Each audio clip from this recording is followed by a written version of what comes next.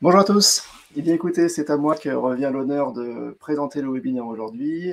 Thierry Coltier s'excuse pour une raison personnelle, il ne pouvait pas être présent ce matin et m'a confié du coup l'animation de ce nouveau webinaire, pardon, le numéro 8 de toute la série qu'on a commencé en septembre dernier. On a abordé beaucoup de sujets et le sujet du jour promet également d'être tout à fait intéressant. Il concernera la visite de sites économiques et on accueillera Pierre-Yves Lamère, responsable de la création de l'agence Présence, qui nous parlera en détail de ce sujet en particulier avec une approche un petit peu générale de méthodologie, une variété d'exemples et puis ensuite un cas assez concret qu'on verra dans le détail.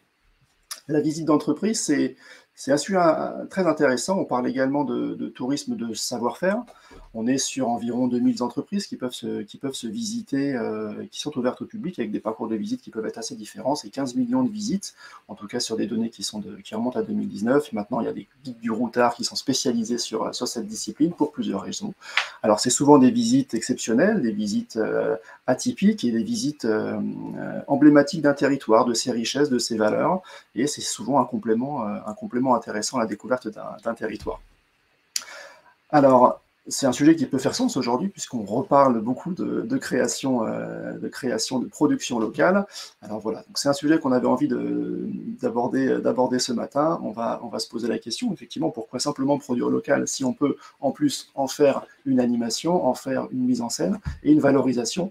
Et on essaiera de répondre à ces questions sur le pourquoi et surtout pour le comment, pardon, et surtout pour le pourquoi, avec notre invité de ce matin. Mais avant, comme d'habitude, c'est la tradition, on va passer en revue quelques sujets de tendance et d'actualité à propos de ces lieux de la création, ces lieux de la production et de la visite. Et on verra ce matin des lieux assez variés. On va parler d'un incinérateur à déchets. Certains savent déjà de quoi il s'agit. On va parler d'une mine de cuivre, une tour d'essai assez confidentielle, assez protégée, une marque automobile qui va créer son nouveau monde, de chocolaterie, ça c'était la promesse du jour d'avoir des gourmandises, et un parc également autour du vin. Le premier sujet, c'est un sujet dont on a régulièrement parlé, j'en parle régulièrement sur le blog, et c'est un sujet qui a beaucoup fait parler, cette fameuse piste de ski de Copenhague, Copenhill, ou également Amagerbacke, qui est une centrale d'incinération de déchets en périphérie assez proche de la ville, et qui a été aménagé, designé de manière à pouvoir accueillir sur sa toiture une piste de ski, qui est une piste de ski sèche, hein, il n'y a pas de climatisation, il n'y a pas de réfrigération dessus, donc pas d'impact négatif sur l'environnement. Cette piste de ski avec également un mur d'escalade, une terrasse accessible librement tout en haut de l'édifice. Et si on en parle ce matin, c'est déjà un bâtiment assez exceptionnel, mais si on en parle ce matin, c'est aussi qu'il y a une certaine mise en valeur quand même de la production. C'est une production industrielle d'une certaine manière, on fabrique quand même de l'énergie avec ça, puis on ne peut pas se passer de cette question du traitement des déchets, mais l'intérêt aussi scénographique de l'ensemble est d'avoir mis en scène l'intérieur du bâtiment avec cet ascenseur panoramique intérieur à l'édifice qui permet de monter à l'étage. Donc c'est une expérience assez globale où on va découvrir le lieu, son environnement, l'expérience de ski ou de sport qui est proposée dessus, mais on ne va pas non plus masquer ou rendre complètement confidentielle cette fonction première du bâtiment qui est l'incinération des déchets. Et donc on a cet ascenseur panoramique qui va révéler l'intérieur et qui va expliquer un petit peu son fonctionnement. Voilà, c'est un premier exemple que je trouve intéressant par rapport à ce sujet. L'autre sujet, c'est cette mine de cuivre qui va revivre pour ses visiteurs avec une mise en scène, un spectacle qui est assez avancé, assez travaillé, assez riche en effets spéciaux. Ça se passe du côté de Vancouver au Canada. Le spectacle s'appelle Boom et c'est au Britannia Mine Museum. C'est un patrimoine minier local qui est maintenant plus que centenaire, hein. C'est une mine de cuivre, un élément économique assez marquant pour ce territoire-là. C'est déjà un musée, c'était déjà un lieu de visite assez important, avec une visite des galeries, avec des espaces de jeu, avec des espaces de découverte et de médiation. Et donc, ce spectacle est arrivé en plus pour remettre en scène, remettre en vie un des sites de visite.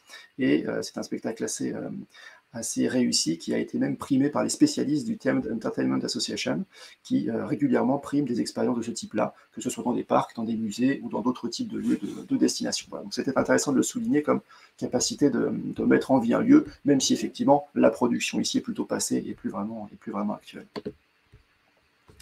Un autre exemple vraiment très intéressant est du côté de l'Allemagne. C'est la marque d'ascenseur ThyssenKrupp, bien connue, qui devait se faire construire une tour d'essai. Forcément, au moment les ascenseurs, il faut pouvoir les tester. Et donc, c'est assez marquant comme objet. On voit sur la photo de gauche, c'est quand même une tour qui fait plus de 200 mètres de haut, dans un petit paysage plutôt bucolique et rural de l'Allemagne, plutôt au sud de l'Allemagne. Et donc, ce qui s'est passé ici, c'est que comme un peu critère d'acceptation de ce bâtiment, quand même assez imposant et intrusif dans le paysage, la collectivité et les riverains ont demandé à ce que la tour puisse intégrer à son sommet un observatoire public. À 240 mètres de haut, donc c'est aujourd'hui le plus haut d'Allemagne. C'était assez spécifique comme demande, puisque bon, on est sur une tour test plutôt confidentielle en termes de secret industriel, et avec un accès public, donc il y a eu cette double fonction qui a été proposée ici, avec cette capacité d'accueillir des visiteurs sur un cadre assez exceptionnel, et en même temps d'avoir cette fonction de test industriel pour des senseurs qui sont maintenant également de portée mondiale. Il y a deux autres tours en Chine et en Géorgie, aux États-Unis, à Atlanta, je crois, mais il ne me semble pas qu'elles aient cette capacité d'accueil au sommet. Donc c'est un critère plutôt unique, et ça fait depuis 2017 que ça existe, et la première année, c'est quand même pas moins de 240 000 visiteurs qui ont été accueillis sur place. Alors, visite suivante, c'est au niveau de l'univers de l'automobile. Donc, c'est la marque Volvo qui dispose d'un centre de visite à Göteborg. Hein. On est en Suède, hein, sur la côte ouest de la Suède. C'est le site historique de visite de la marque était plutôt isolé, et il est en train de réaliser son déménagement, du coup, alors beaucoup plus proche du cœur de la ville.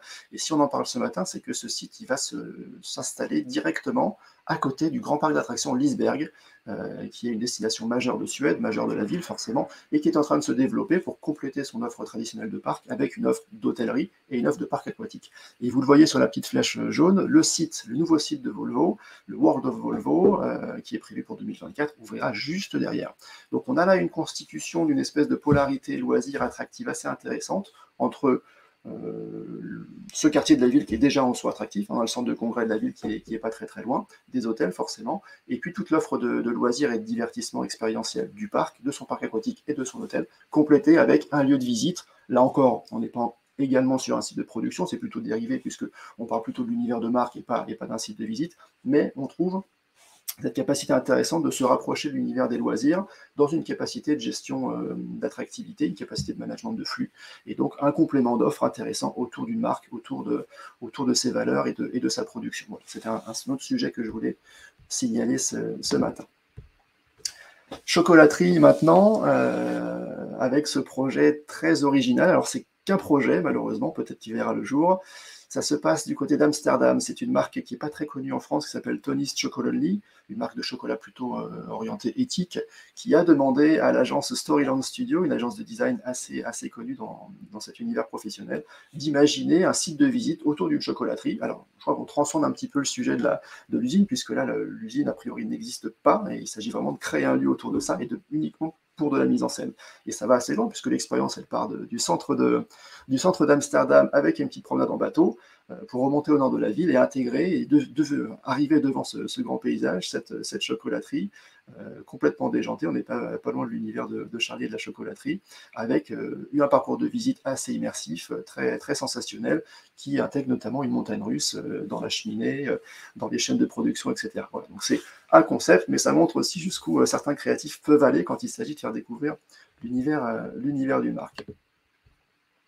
Plus concret, plus réel cette fois, puisqu'on parle d'une vraie chocolaterie qui existe. On est en Angleterre, à côté de Birmingham.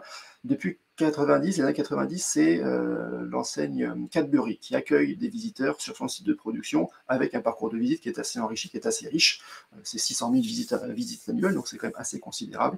C'est une vraie destination à la journée, hein, ça attire d'assez loin, et on y trouve quand même pas mal de choses, des attractions, différents ateliers pour faire soi-même son chocolat, des offres de restauration. Voilà. Et si on en parle aujourd'hui, c'est que c'est l'acteur mondial du divertissement Merlin qui reprend la gestion de ce site-là. Donc, il confirme encore ce statut d'attractivité, d'éléments de pôle majeur du loisir. Donc ça fait partie de son panorama, de son portefeuille d'activités. Et c'est une licence, d'une certaine manière, une licence de plus dans toutes les licences qui sont déjà gérées par ce groupe-là. Lego, Marvel, par exemple, sont des licences qui sont exploitées en format loisir par Merlin Entertainment. Et maintenant, Cadbury également, avec ce site de visite assez unique et qui, là, pour le coup, est une vraie chocolaterie. Et enfin, le dernier sujet, on passe du chocolat au vin avec ce site original qui est en perpétuelle évolution, qui est du côté du Beaujolais. C'est le hameau du Bœuf, hein, de la marque de vin du même nom, qui existe depuis maintenant également les années 90 et qui est présenté régulièrement comme le premier parc à thème sur le vin en Europe. Donc cette appellation peut être un petit peu discutable, mais en tout cas, on ne peut pas remettre en question le fait d'avoir des expériences plutôt multiples autour du vin, autour du paysage du viticole, autour de ce qu'on peut y faire, du bien vivre, du bien manger. Et donc aujourd'hui, c'est 100 000 visites par an dans cette expérience. C'est assez grand, hein, forcément, on a beaucoup d'espace extérieur. Et on peut trouver des parties musées, des parties purement loisirs, avec du mini-golf, des petites courses de sulky, des petits chevaux à pédales, une partie miniature, un parcours en Rosalie également, et puis des expériences chaque année, quasiment, il y a une petite nouveauté. Et parmi les plus récentes, c'est un show média, un cinéma dynamique qui vont permettre aussi encore d'améliorer cette découverte du site historique de la marque. Voilà à peu près pour ce panorama. On va vous mettre dans le lien à côté, dans le chat à côté, pardon, tous les liens pour aller un peu plus explorer ces différents sujets. Vous trouverez également les liens des blogs et des réseaux de Voltaire, Baillegis et de Funfair City pour vous abonner et continuer à suivre un petit peu cette actualité en dehors des webinaires. Et il ne me reste plus pour cette introduction qu'à passer la parole à Pierre-Yves Lamère de l'agence Présence qui va effectuer cette présentation très intéressante sur l'approche de la visite de site économique en recherche d'attractivité. Pierre-Yves, je vous passe la parole. Merci de votre participation ce matin. Merci Vincent. Bonjour à tous. Pierre-Yves Lamère, donc de l'agence Présence Scénographie, qui est une agence basée à Lille et Paris. Je suis le Parisien liquide de Lille et je suis donc directeur de création, scénographe, entouré d'une équipe d'autres scénographes, de muséographes pour travailler sur les contenus et de graphistes. Et je vous propose en quelques minutes d'aborder effectivement ce sujet des visites de sites économiques, dit aussi sites tourisme industriel, avec cette question vers une nouvelle attractivité, car c'est un sujet qui se développe de plus en plus aujourd'hui. Pour commencer, une forme de profession de foi de notre agence par rapport à une approche spécifique de la scénographie à travers effectivement le fait de créer, concevoir et réaliser des parcours expériences vivants et porteurs de sens. Donc on travaille sur 3 registres, depuis la conception très en amont, des études de faisabilité, des définitions de concepts, jusqu'à la conception et la réalisation de ce type de parcours expérience. On insiste beaucoup sur ce thème expérimental, effectivement, dans la mesure où les visiteurs demandent de plus en plus, au-delà de l'approche pédagogique, d'avoir une approche sensible du sujet. Donc, il s'agit de surprendre, révéler, faire participer, donner envie, de faire adhérer effectivement au sujet. Ça amène de conjuguer innovation technologique, notamment tout ce qui est multimédia, audiovisuel, et l'attractivité sensorielle. On touche les sens, on touche chacun au plus près effectivement de sa sensibilité.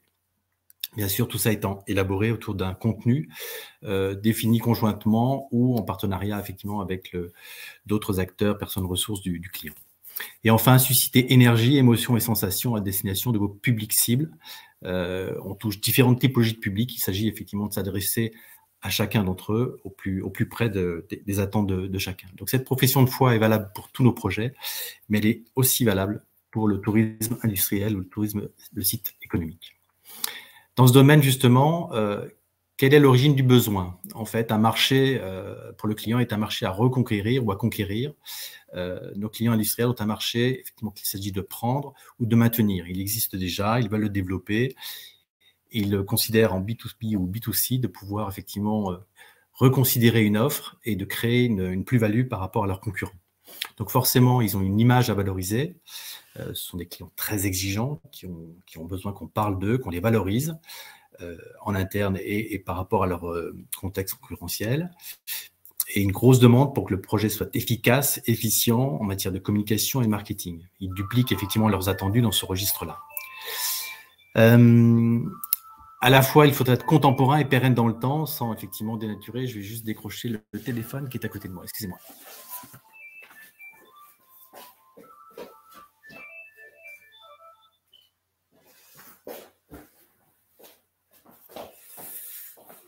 Je suis revenu. Et donc, à la fois contemporain et pérenne dans le temps. C'est-à-dire que le client est tout le temps sensible au fait qu'on soit dans l'air du temps, mais qu'on ait quand même aussi un produit pérenne. En ce sens, il est toujours soucieux de ne pas essuyer les plâtres et d'avoir un produit suffisamment pérenne et viable dans le temps. Enfin, un budget d'objectifs à respecter. Business is business. L'enveloppe budgétaire est posée, définie. Il s'agit de ne pas la dépasser. Et tout au long du process, ces clients-là sont très, très exigeants dans ce domaine-là. Toujours dans le registre spécificité de cette commande, il s'agit d'incarner le propos. C'est un point important. Au-delà du savoir pédagogique, il s'agit de révéler une histoire des fondateurs, des acteurs effectivement initiaux par rapport à un projet, un savoir-faire, un ou des produits définis dans leur chaîne de production, et à la clé des métiers, des process, des valeurs. Et de plus en plus, effectivement, ces notions de valeurs ressortent dans le besoin de communiquer. Donc, toutes ces composantes sont incarnées par des femmes et des hommes qui créent, construisent et consolident une marque qu'il s'agira dans le parcours qu'on va proposer de valoriser. Enfin, susciter l'adhésion de tous, c'est un terme important dans nos projets, quels qu'ils soient, mais notamment dans le domaine du tourisme industriel. Le client a besoin de se projeter dans le projet, justement, et donc il doit y croire. Il faut le convaincre, effectivement, que tous nos arguments, notre parcours, les éléments qu'on définit ensemble sont viables et participent à sa communication globale. Pour ses clients, ses concurrents et ses partenaires, il s'agit de se différencier, voire de susciter l'envie, un petit phénomène de jalousie qu'il aimerait bien pouvoir générer chez ses concurrents, qui ont ou pas déjà un parcours de visite, et s'ils n'en ont pas, c'est l'idée effectivement de se démarquer et de faire mieux que les concurrents. Mais aussi en interne, et c'est un point vraiment important en termes de communication, le projet qu'on réalise pour nos clients dits industriels est très important pour fédérer aussi une communication interne, et notamment de générer un sentiment de fierté. C'est l'occasion de révéler l'entité ou les spécificités de l'entreprise, pas toujours connues d'ailleurs en interne, et qu'il va falloir effectivement valoriser. Et bien sûr, pour les visiteurs extérieurs au site, possiblement acheteurs, il s'agit de créer un phénomène d'identification. J'adhère au produit, à la marque, à ses valeurs, et donc de ce fait, je cautionne la marque et l'identité qu'elle représente. Avec un facteur clé, effectivement, qui est déterminant pour ce phénomène d'adhésion, qui est l'émotion, susciter l'émotion. On y reviendra tout à l'heure. Pour tout ça, on a une boîte à outils scénographique, notamment le storytelling, où il s'agira de raconter une histoire efficiente. Elle existe déjà en général sur ces sites dits économiques et industriels. Il faut la magnifier, la révéler, et c'est un élément à construire, à co-construire avec le client et ses services, notamment de marketing et de communication. Révéler sa propre histoire au client avec un point d'interrogation. Bizarrement, quand les clients s'attellent au fait de créer un parcours de visite, ils ne sont pas toujours au fait de leur propre histoire, de leurs points forts, de ce qui est intéressant, ce qui l'est moins. Donc, il s'agit de hiérarchiser ce propos et de rendre digeste une histoire et de la rendre attractive. On fait le tri, on sépare le bon grain de l'ivraie parfois, et on retient les composantes les plus essentielles dans l'histoire, pour qu'il soit effectivement digeste pour tout type de public. Enfin, adapter l'histoire aux cibles visées, justement. À qui s'adresse-t-on? Qui veut-on séduire? Combien? Comment? C'est un point important de l'approche. Et pour ce faire, il n'est pas toujours nécessaire de tout dire. C'est un message que le client n'entend pas tout le temps au début, parce qu'il veut, une fois qu'il a commencé à se positionner, à réfléchir sur son identité, il veut révéler l'ensemble de l'information. Ce n'est pas toujours nécessaire. Dans ce registre du storytelling, je fais juste référence ici au premier webinaire qu'avait généré Voltaire sur notamment le storytelling justement en question, présenté par Pierre Godlewski, où il s'agissait, et là je reprends quelques slides de sa présentation, où il explicitait comment il était important de bâtir un storytelling en racontant une histoire vraie, qui touche justement ce registre émotionnel, au-delà des informations pédagogiques, factuelles. La dimension émotionnelle est vraiment importante. Et tout l'astuce est là, comme le rappelait Pierre, pour le cerveau, il y a une raison logique de croire à cette histoire. C'est d'autant plus vrai dans le domaine industriel que l'histoire, elle existe. En général, elle est bâtie sur, encore une fois, des fondateurs, un parcours dans le temps, une évolution. Et donc, tout existe, il faut juste le magnifier, entre guillemets. C'est bien l'art de construire un récit et de le mettre en scène, afin de capter l'intérêt de la cible et de l'engager et de la fidéliser. Et ça s'applique à tout, rappelez Pierre, attractions, parcs, hôtels, restaurants, boutiques, destinations, produits manufacturés, et donc sites industriels, évidemment. On n'y échappe pas, au contraire. Dans ce sens, il avait rappelé une espèce de montée en puissance du storytelling, depuis la thématisation light, en passant par un storytelling implicite avec une mise en ambiance légère, ou linéaire dans une narration très orientée, notamment pour les parcs et les shows grand public, et le story world, qui intègre l'ensemble de ces outils de médiation, le contexte, l'environnement, et notamment ici, pour le site industriel, le site lui-même de production, possiblement. Et enfin, dans cette boîte à outils, pour terminer, il s'agit d'anticiper pour nous et d'intégrer les tendances, même si au départ, les clients découvrent un univers lié au parcours de visite scénographique. Très vite, ils se sentent avertis, ils font des recherches, ils font du benchmark, ils vont visiter des choses. Et donc, il s'agit de coller effectivement à l'attente, sans pour autant, comment dirais-je, il s'agit d'éviter les effets de mode pour pas effectivement dénaturer un site ou le rendre obsolète dans le temps trop rapidement. Donc le client est très, très vigilant, et il faut co-construire avec lui le projet. Et un dernier point très, très essentiel pour les parcours de visite dans ce domaine-là, ce sont les contraintes techniques. On travaille possiblement sur des sites existants qui sont en fonctionnement, et il s'agit de s'intégrer au mieux dans ce contexte-là, d'identifier des espaces disponibles ou pas. C'est-à-dire qu'en fait, des fois, il faut en créer spécifiquement. Donc, on rogne sur des espaces existants, on bâtit une extension dédiée à un parcours de visite avec cette cohabitation ou non de l'activité professionnelle. Ça implique d'anticiper aussi l'exploitation et la maintenance d'un site.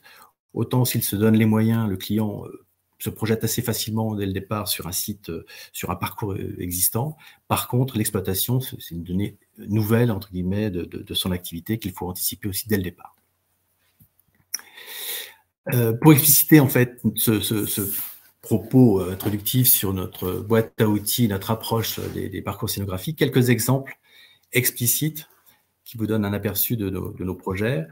En l'occurrence, ici, le groupe Nicolas Feuillat, pour qui nous avons réalisé un parcours enchanté sur une chaîne de production d'1,3 km, faite de chaînes de bouteilles, de cuves en inox, de laboratoires d'expérimentation et de tests, dans lequel les visiteurs déambulent accompagnés d'un guide animateur. Donc, ce sont des groupes d'une trentaine de personnes.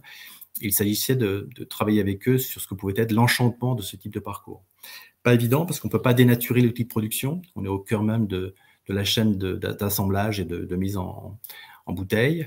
Et on a travaillé sur différents sas en fait, d'immersion très courts, mais que les visiteurs traversent librement et sont récupérés à l'issue de ces sas par le guide animateur, avec qui ils échangent sur le pourquoi du comment, ces projections sur les cuves, des sons qui sont diffusés, des portes ou des mises en scène, notamment du remueur ici en haut à droite, les fois où, de manière régulière, les bouteilles sont retournées, ou d'un sas du froid quand il s'agit de congeler le goulot de la bouteille retournée pour évacuer les dépôts. Et donc, régulièrement, les visiteurs traversent ce genre de sas et sont récupérés à l'issue à la sortie par le guide qui explicite ce propos et donc tout le process d'élaboration du champagne. Il y a ici quelques images, notamment d'animation sur les cuves, avec des projections audiovisuelles, sonores et des effets spéciaux divers et variés tout au long du parcours. Dans un autre registre du chocolat, alors beaucoup moins parc d'attraction qu'évoquait tout à l'heure Vincent, mais c'est le groupe C'est Moi, leader français du chocolat en termes de production, pour qui dans un site industriel reconfiguré, qui reçoit du tertiaire, mais aussi des espaces techniques, on a travaillé sur un parcours de visite qui retrace toute l'histoire du chocolat, les fondateurs de ce groupe venant d'Espagne, puis la transformation de la fève de cacao, tout un univers immersif et interactif sur les recettes du chocolat. On termine sur la gamme des produits C'est moi pour arriver naturellement dans l'espace boutique. Donc, tout un parcours libre ou audio guidé en fonction des typologies de visiteurs, au sein même du site de production, avec des relais notamment vidéo pour toutes les parties qui ne sont pas accessibles. Et associé à ce parcours, on a créé une école du chocolat en B2B ou B2C, suivant les clientèles, qui permettent effectivement d'assister à des séances de recettes, de découverte du chocolat sous toutes ses formes, avec dégustation à la clé au sein même de cette école. Notamment sur cet univers gradiné et la présence de chefs, maîtres chocolatiers qui guident les visiteurs dans leur initiation autour du chocolat. Dans un tout autre registre, le groupe CMI, le groupe industriel belge à Liège, qui fêtait ses 200 ans. Là, pour le coup, on a créé une exposition temporaire sur 1000 m² au centre de Liège, qui retrace toute l'aventure de ce groupe industriel qui a vu la naissance de la Belgique. Ils y ont contribué.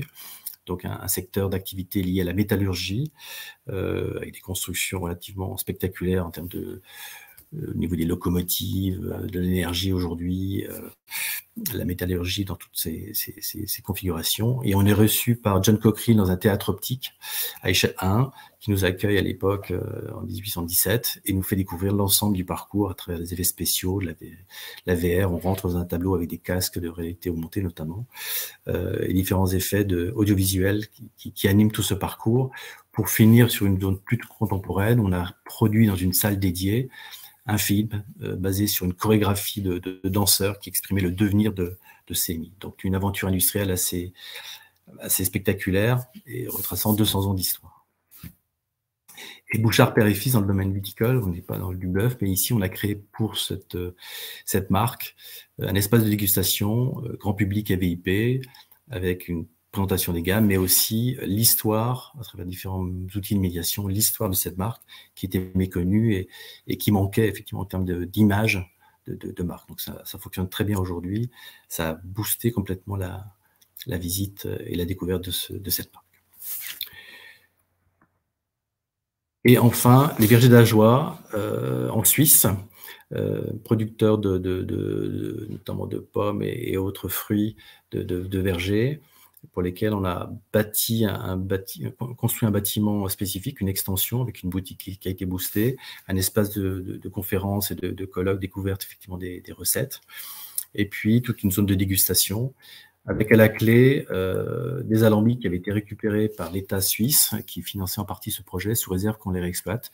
Et on a travaillé sur un mapping vidéo qui fait exprimer ces différents alambics et qui nous retrace toute l'histoire de l'alcool en Suisse, depuis une période un peu plus trouble jusqu'à aujourd'hui, où c'est très normalisé. Voilà en quelques slides différents exemples de tourisme industriel, et je vous propose, car le temps file, de passer plus spécifiquement sur un projet en cours que nous réalisons aujourd'hui pour le groupe, la marque Fermentis, qui fait partie du groupe Le Saffre à Lille, dans le nord de la France. Le groupe Le Saffre, c'est un groupe légendaire, leader mondial des levures, notamment pour le pain, et Fermentis, eux, sont spécialisés dans le domaine des boissons alcoolisées, que ce soit les vins, les bières, les cidres et les spiritueux. Donc, ils développent toute une gamme spécifique de levures et sont incontournables aujourd'hui au niveau mondial. Leur cible, ce sont tous les brasseurs et vignerons, bien sûr, et producteurs d'alcool au niveau mondial. Donc, en fait, ils reçoivent des partenaires et des visiteurs de partout dans le monde. Et donc, ont voulu créer un site dédié pour accueillir ces visiteurs, ces partenaires. On n'est pas tellement sur du grand public, mais vraiment sur des partenaires professionnels, qu'il s'agit de séduire et enchanter tout au long de cette visite, en se démarquant aussi du groupe Le Saffre. Il y a une petite rivalité en interne. Ils voulaient se démarquer du grand frère, entre guillemets, et créer un site spécifique. Donc, ils ont rénové une ancienne friche industrielle qui est entre le showroom, l'espace de production et d'expérimentation. Sur site, ils élaborent eux-mêmes certaines gammes de levures qu'ils testent en vraie grandeur, avec une brasserie unique en Europe, une mini-brasserie, notamment dans le domaine de la bière, pour tester tous ces produits spécifiques qu'il crée là. Et donc, un projet architectural d'importance, dégageant un espace spécifique pour le parcours de visite associé à une petite production. Donc, il s'agissait de raconter une histoire, de marquer les esprits, de créer, de capter l'attention des clients, des ambassadeurs de la marque, bien évidemment, à travers le monde, en distillant des messages sur différents types de médiation, de supports de médiation.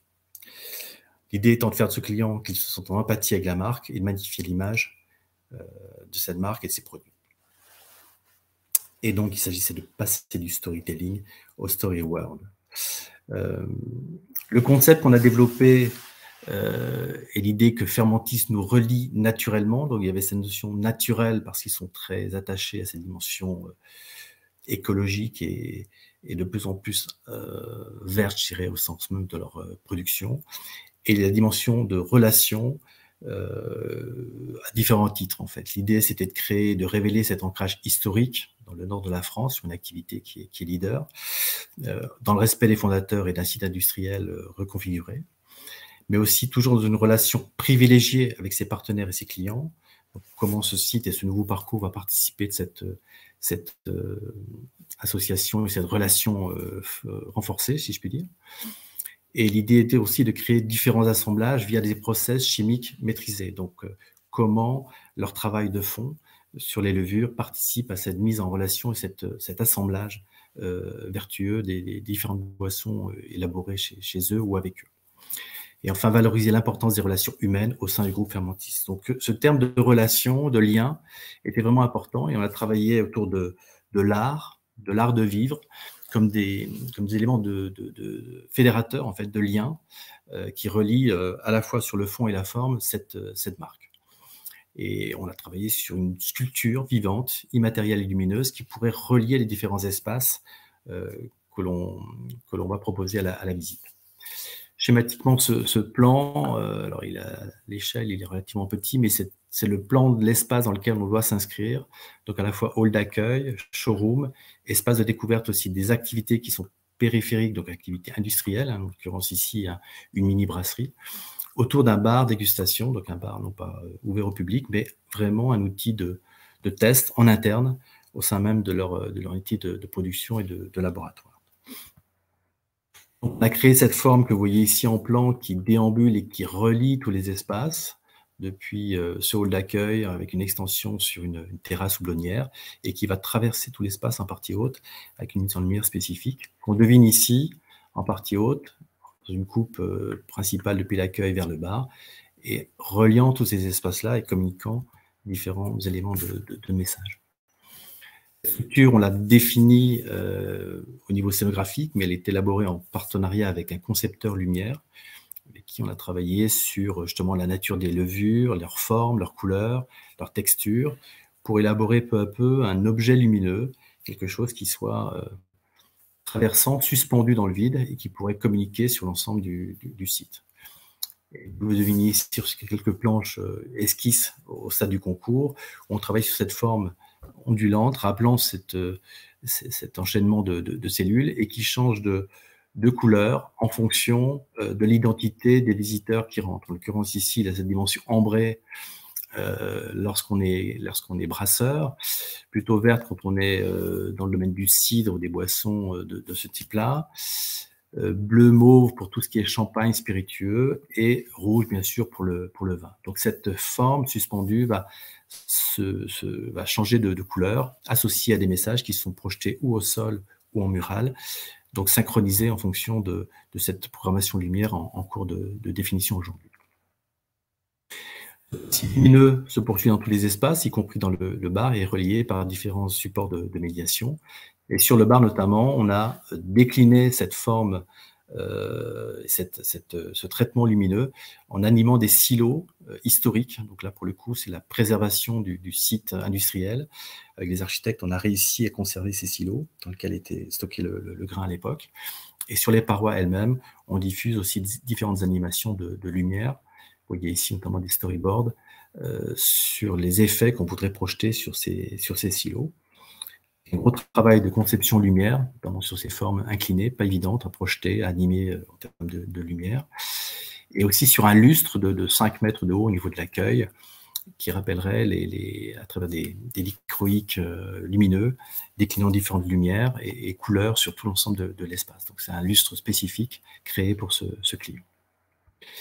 En de médiation et pour relayer cet objet de lumière, on a différents supports, dont un Magic Wall sur des surfaces en béton. Donc là, c'est une surface graphique qui est animée, qui permet de pouvoir tactilement activer différents contenus et d'avoir des informations sur les processus chimiques issus de différentes boissons, relayés par quelques mobiliers proposant des écrans vidéo, des maquettes tactiles, des contenus audiovisuels et sonores à écouter, des vitrines, des objets. Enfin, voilà, on a toute une série de supports qui animent le parcours et qui agrémentent cette information diffusée à vocation des professionnels essentiellement.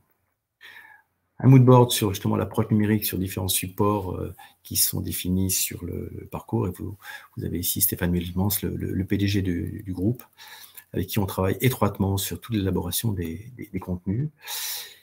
Et quelques mobiliers recevant des supports de médiation, donc ici le comptoir d'accueil, des îlots reprenant un peu cette forme assez épurée et ronde autour de la molécule et du liquide, qui supportent des écrans vidéo, des maquettes, des éléments audiovisuels divers et variés.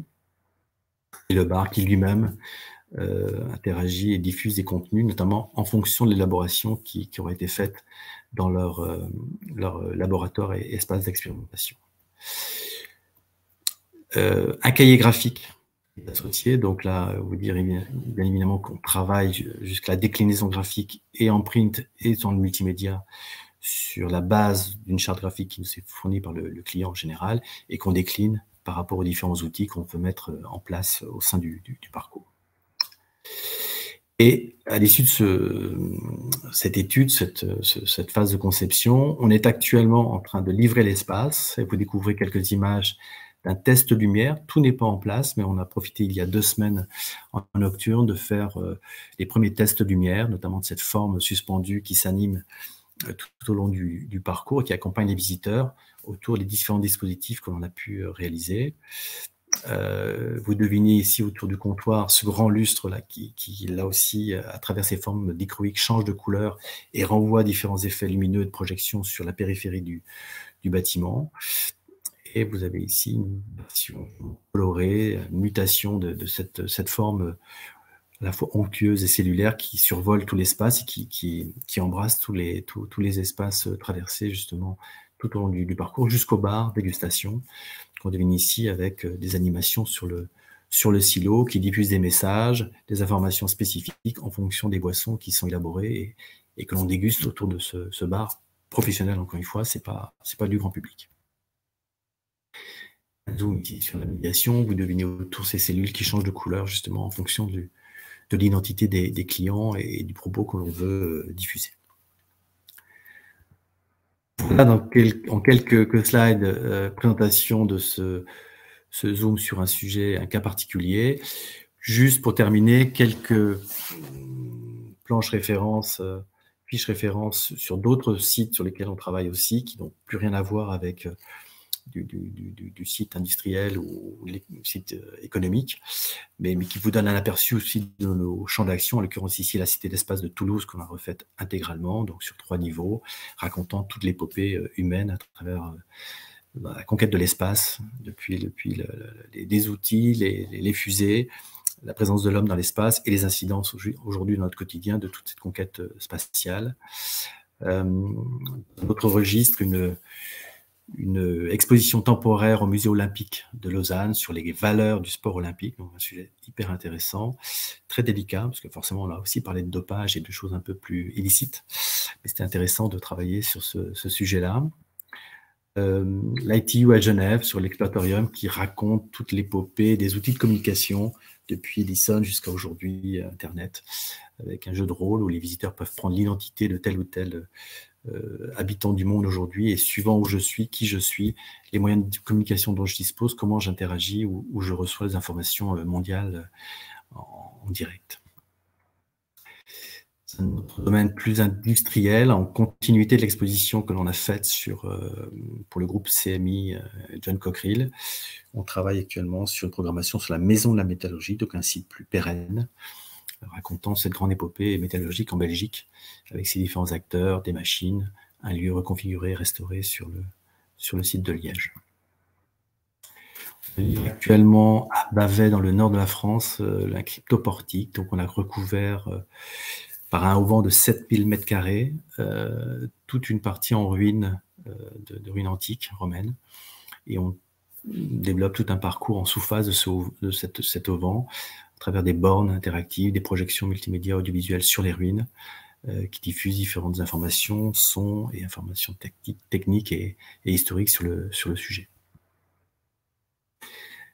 Un muséum en Belgique, où il s'agissait de resituer 2 plans de collection existants. On a créé tout un parcours. On est accompagné par un soldat américain et un soldat allemand, prisonnier, et aussi d'une institutrice belge et d'un enfant belge, qui nous racontent à la fois ces objets et qui nous font découvrir différentes scènes immersives, depuis les forêts de Bastogne en périphérie de cette dernière contre-offensive des Ardennes par Hitler, jusqu'à rentrer dans un estaminet et une cave où étaient réfugiés les civils. Donc on joue sur un double registre, à la fois objet de collection muséale et scène immersive hyper réaliste. Et on livre également le Centre européen du livre à Colmar, où on retrace toute l'histoire de cet ouvrage magnifique qu'est le livre, à travers l'histoire, notamment dans cette région d'Alsace. Voilà en quelques mots, je crois que j'ai à peu près respecté le timing qui était très court pour vous présenter un peu ce sujet. Merci beaucoup Pierre. Effectivement, on a bien tenu le planning, ce qui était un beau défi parce que d'une, on a pu présenter des références quand même assez variées, un spectre assez large quand même d'approches sur les lieux de visite, qu'on soit sur l'activité économique et on l'a vu un petit peu au-delà. Et puis on a pu voir un sujet vraiment en détail d'approche sur un site de visite bien particulier. Alors Pierre-Yves, on ne te voit plus, je ne sais pas si tu m'entends bien. Ah oui, très bien, super. On va pouvoir passer aux questions. Avant, on a une première question dans le chat. Avant de la prendre et d'y répondre, j'avais un premier sentiment, une première réaction sur l'objet en tant que tel. Un exemple, pour prendre l'exemple de Fermentis. Là, le défi, il a été effectivement de montrer, de faire vivre quelque chose qui est imperceptible, qui est invisible. Donc c'est une approche un peu particulière. Est-ce que c'est une approche fondamentalement différente de celle d'un site de visite un peu plus, entre guillemets, spectaculaire sur une usine, sur de la fabrication, sur quelque chose des grands volumes, des grands objets? Est-ce que l'approche est la même ou est-ce qu'on a quelque chose qui peut être assez différent? L'approche est la même plus ou moins. C'est en fait l'idée, encore une fois, c'est de raconter cette histoire, de voir effectivement sur quoi on va pouvoir s'appuyer, qu'est-ce qui est visible, qu'est-ce qui est tangible, qu'est-ce qui est on va dire, visitable en direct, notamment sur des outils de production, ou pas, parce que c'est créé de toutes pièces, ou parce que, comme tu le dis, c'est invisible à l'œil nu quasiment. Mais c'est à partir de ces critères-là qu'on va définir l'histoire et le parcours en transposant dans des univers de référence ou en jouant sur des zooms ou des outils de médiation qui vont nous permettre de rentrer en contact avec la spécificité du produit et l'identité du client. On pourrait se dire, effectivement, s'il n'y a rien à voir en direct, c'est dommage. Bah, oui et non. C'est-à-dire qu'on peut, là, en l'occurrence, transposer à travers une médiation particulière, en jouant sur des valeurs, sur des messages, sur des choses à voir ponctuellement par des outils de médiation spécifiques. Et aujourd'hui, ils sont très riches, qui nous permettent de nous transposer dans l'univers même du client. Et est-ce qu'à l'inverse, on peut considérer qu'il y a des sites de visite qui se suffisent eux-mêmes, qu'il suffit, entre guillemets, d'ouvrir la porte avec un parcours ne serait-ce que sécurisé, ou est-ce qu'il y a quand même besoin de cette... de guider, de raconter quelque chose? Oui, quand même. Alors, c'est vrai qu'il y a une dimension spectaculaire en soi. Il y a une vraie attractivité pour voir les gens travailler, la vraie vie, suivant le produit, suivant le process, je veux dire, qui est en place. Ça peut suffire en soi-même, mais ponctuellement, on voit bien que de renforcer ça par une médiation, que ce soit un guide animateur qui va mettre l'accent sur tel ou tel sujet, ou par une médiation spécifique, notamment audiovisuelle, immersive, on va plus loin dans le message et on arrive à trouver un dialogue un peu entre la réalité concrète technique qu'il faut voir à un moment donné et des moments où on va plus loin, on rentre vraiment dans l'identité, dans le produit ou le process ou les métiers qui sont acteurs là, par exemple. Ok, merci. Alors, on va prendre les premières questions du chat. Une première question sur la question de l'accessibilité, l'inclusivité des parcours créés vis-à-vis de personnes pouvant être concernées par un handicap physique ou moteur. Comment vous traitez cette partie-ci? Alors, la spécificité, notamment quand on visite un site pur et dur, si je puis dire, et qui en général n'est pas forcément adapté à recevoir du grand public, il faut adapter, il faut trouver des solutions. Des fois, on détourne une part du parcours, on fait des aménagements, on fait en sorte, et bien sûr les clients sont très, très soucieux de cela, d'être en conformité par rapport à l'accessibilité grand public. Et voilà, c'est un jeu si je puis dire, d'aménagement d'espace, de création de volume, de modification de parcours qui nous permettent d'arriver in fine à être conformes à la réglementation et à satisfaire tout type de public. Voire à trouver des moyens de compensation quand il y a des accès notamment qui sont résolument, un peu comme dans les sites classés parfois, résolument on peut pas aller partout. Trouver des outils notamment audiovisuels qui permettent de compenser et d'offrir à peu près le même niveau de visite à tout le monde. Pour autant, les visiteurs comprennent que, même les valides, hein, qu'à certains endroits, ils n'iront pas ou ne pourront pas accéder pour des questions de sécurité, pour des questions de confidentialité, ou effectivement, que techniquement, ce n'était pas possible, quoi. Ok, merci. Une petite question ensuite sur la question de votre rôle finalement dans l'ensemble, la mission que vous assurez. On demande si effectivement vous intervenez sur la question des aspects juridiques, financiers, business, ou vous ne faites que de la scénographie. L'agence Ah non, oui, ça comprend tout. Je le disais tout à l'heure, les clients sont très exigeants sur l'investissement financier. Ils veulent très tôt savoir où ils vont, ce que ça va coûter, quelles sont les options, possibles ou pas. Et donc, dès le départ, notre conception intègre ces aspects financiers, juridiques, pour être au plus près du résultat attendu. On ne peut pas se couper de ça, quoi. Donc, et on est très attendu dans ce domaine-là. Régulièrement, il faut confirmer que on est bien dans les clous. C'est pour ça que le mode opératoire de la conception-réalisation, c'est comme vous le disiez tout à l'heure, nous créons au départ donc des concepts et autres, puis concevons, puis réalisons. C'est une formule qui leur plaît vraiment beaucoup parce que dès le départ, ils savent où ils vont, avec qui ils vont travailler. Ils ont en général nous-mêmes comme interlocuteurs, y compris dans la phase technique de réalisation. Donc tous ces aspects-là sont bien sûr pris en compte tout de suite. Et comment s'articule du coup le travail avec l'architecte, avec la partie bureau technique? Vous arrivez à maintenir un collectif technique assez resserré du coup pour garantir un peu cet esprit final. Alors, on voit les photos de réalisation qui finalement sont très proches du concept initial, et c'est vrai que du coup ça suppose, j'imagine, un travail assez tout à fait, approfondi au quotidien. Si on prend Fermentis, quand on a commencé, il n'y restait que les silos là qu'on a montrés dans le bar. Tout le reste avait été désossé. Donc l'architecte a bâti son bâtiment autour de tout cela. Et on a travaillé de pair alors qu'on n'était pas ensemble dans l'équipe projet. Hein. Au départ, le client a lancé un projet architectural et puis s'est dit « je veux vraiment faire un parcours de visite ». Ben voilà, on a travaillé ensemble de concert. Ils ont bien partagé notre approche et on a pu arriver à nos fins. Ils ont modifié certains espaces, ils ont ouvert avec des baies vitrées, notamment des murs, alors que ce n'était pas prévu. Même techniquement, ça a généré quelques problèmes techniques et financiers. Et là, en dialogue avec eux et le client, ben voilà, on a trouvé les bonnes solutions pour aménager un espace qui soit le plus conforme au projet, quoi. Qui fait qu'on livre en même temps actuellement et le bâtiment et notre parcours scénographique. Et du coup, il y a un lien, évidemment, à la maîtrise d'ouvrage qui est assez resserré. Hein. A priori, là, vous êtes vraiment au niveau de la direction. C'est comme ça pour tous les projets. Globalement, il y a toujours cette envie de maîtriser vraiment complètement l'histoire qui va être racontée, le lieu qui va être produit par les plus hauts niveaux de direction. Oui, tout à fait. C'est quand même on a des clients qui ont déjà une base, une trame d'un parcours, donc qui ont à la fois essuyé les plâtres et puis se sont rodés un peu la chose, mais on a aussi ces clients qui découvrent ce monde-là, et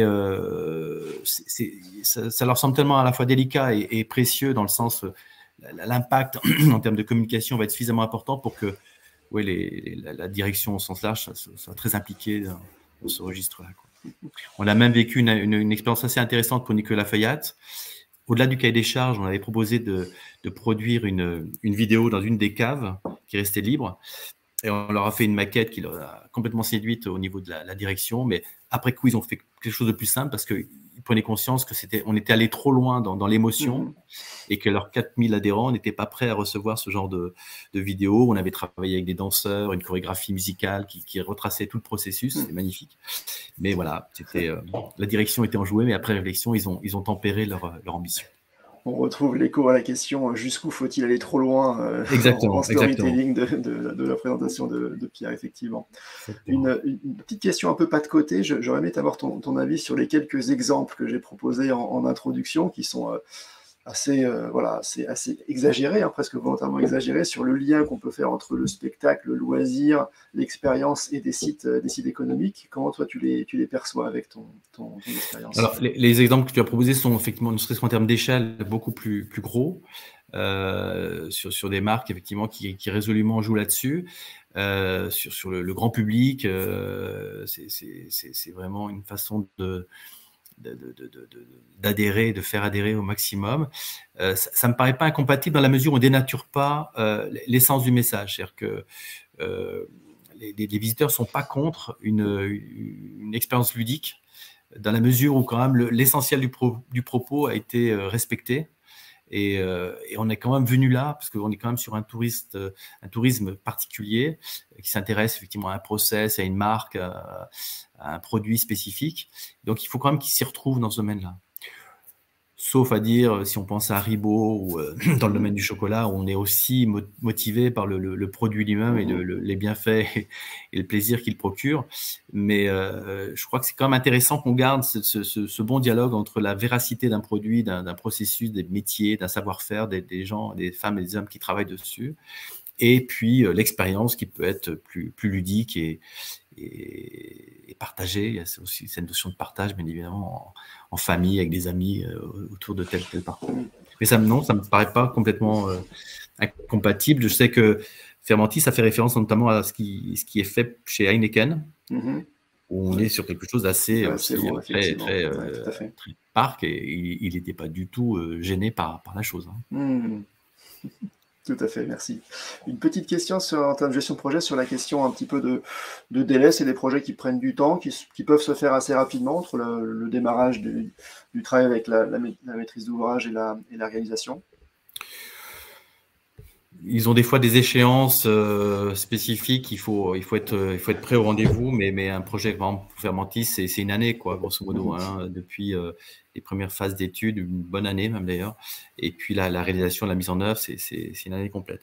Là, on est souvent surpris, enfin, ils sont eux-mêmes surpris, c'est sur l'élaboration du projet, du travail de fond, sur le contenu.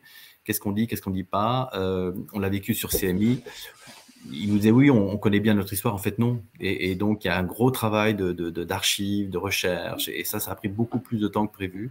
On avait une échéance, il fallait être prêt au mois de juillet. Donc, mais pareil, ça a pris quand même une année entière, quoi, d'élaboration quand même sur le sujet.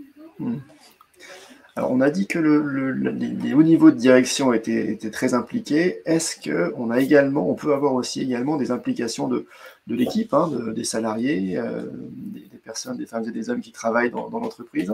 Est-ce que ça s'est déjà un petit peu pratiqué?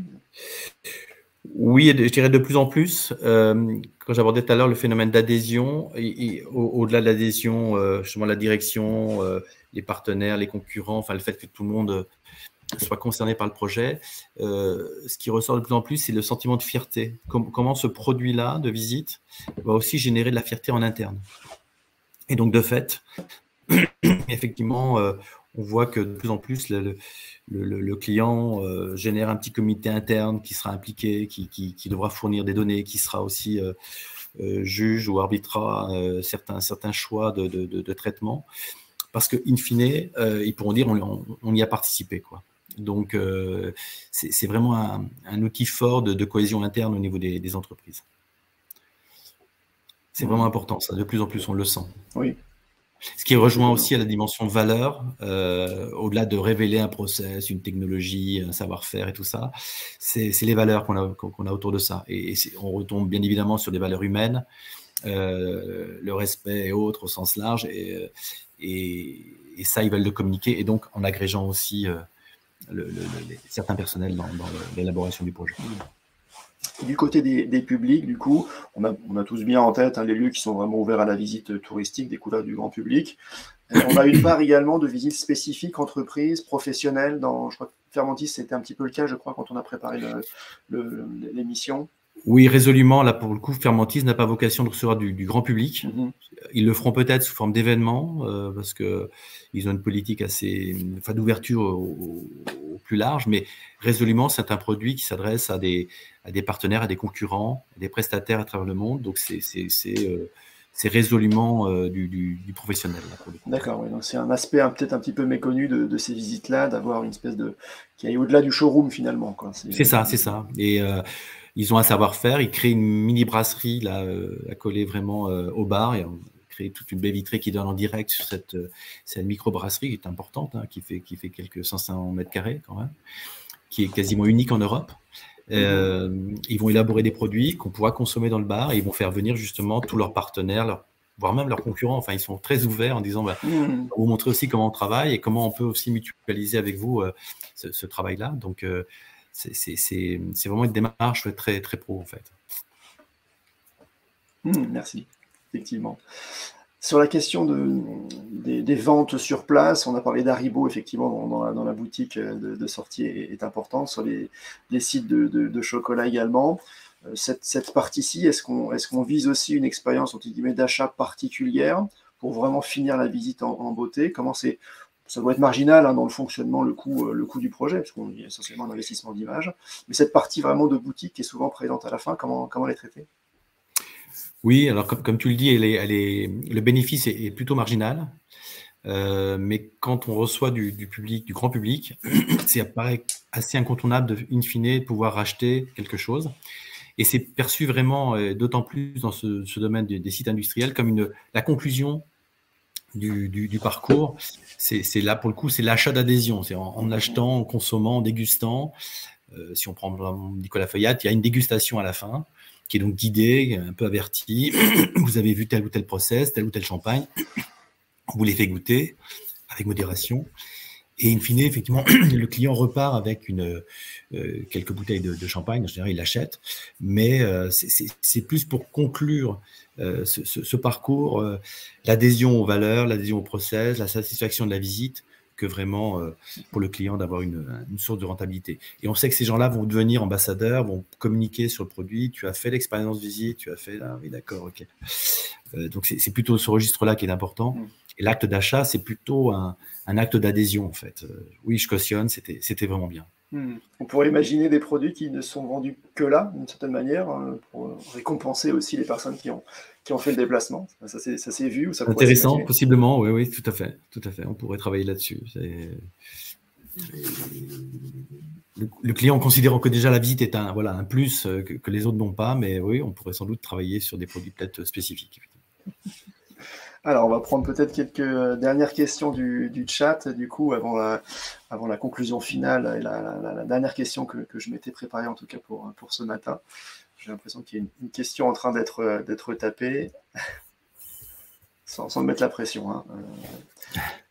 Est-ce que, voilà, oui, une question intéressante, effectivement, on est beaucoup sur des visites de découverte, de promotion, hein, on peut utiliser parfois ce mot-là. Il y a des cas de visites payantes, du coup, de sites spécifiques comme ça, ou est-ce que globalement, on cherche plutôt à avoir une formule porte ouverte? Oui, alors, je réfléchis là-dessus, mais tout dépend de l'offre, mais pour ces mois, par exemple, ils envisageaient de faire payer ponctuellement, suivant les cibles, de faire payer ce parcours-là. Après, on a aussi des parcours à géométrie variable, avec des plus parce que c'est guidé, parce qu'il y a une initiation, parce qu'il y a un produit spécifique qui va être proposé.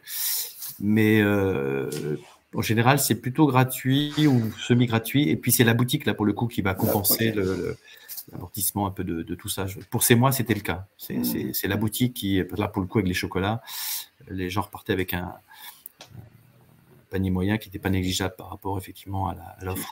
Ça peut aller. Très bien, merci. Très bonne question, effectivement. Ma dernière question, du coup, était un petit peu en écho avec ce propos de l'introduction sur le fait qu'on parle beaucoup de produire à nouveau en France, de réindustrialiser. Est-ce qu'on peut imaginer, du coup, des sites de production, des usines qui intègrent dès leur conception, dès leur design, une manière de découverte pour ne pas seulement produire en France, mais aussi montrer qu'on le fait? Quel serait ton sentiment sur cette approche? Je pense qu'on va aller vers ça. C'est-à-dire qu'en fait, aujourd'hui, je le disais aussi au départ, les industriels et les professionnels ne sont pas toujours avertis de ce qu'est un parcours de visite, parcours scénographique, mais le sont de plus en plus. Et leur service de communication intègre de plus en plus le fait que c'est vraiment un vrai sujet, un vrai support pertinent pour toucher différents publics. Donc, oui, je ne serais pas surpris que de plus en plus, ça soit intégré dans la communication, de présenter les métiers, les personnes, de fonder effectivement un espace dédié à cela. Avec cette capacité aussi de rationaliser un petit peu la conception, puisqu'on ne viendrait pas rajouter quelque chose par-dessus un process existant, mais l'intégrer dès la conception, ce qui est certainement beaucoup plus immédiat. Et comme tu le dis, il y a le fait de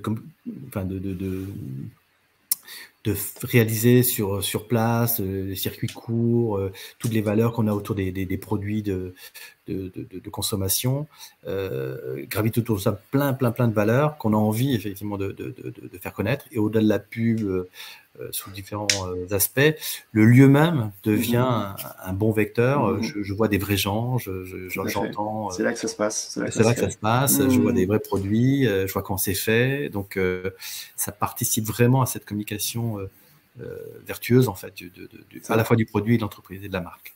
Et du territoire, du coup, qui va l'accueillir. Très bien. Eh bien, on a tenu notre promesse d'un webinaire très riche. Merci beaucoup pour ces interventions, Pierre-Yves. Du coup, merci au public nombreux et fidèles du coup de nos événements. Merci à Claire et à Clotilde pour toute l'interface et toute la logistique qui se passe derrière. Nous vous donnons rendez-vous vendredi 20 mai prochain avec Clotilde, du coup, Clotilde Guibert, architecte Voltaire, qui nous présentera le sujet très spécifique des hébergements expérientiels, une manière d'augmenter un site de visite, de prolonger l'expérience, de créer un cadre atypique qui est en grand développement. On fera un sujet spécifique là-dessus. Donc voilà, on vous attend nombreux. Le lien sera bientôt disponible pour l'inscription. Et d'ici là, voilà, je vous souhaite un très bon vendredi, une bonne fin de semaine et un bon week-end. Merci à tous. À bientôt.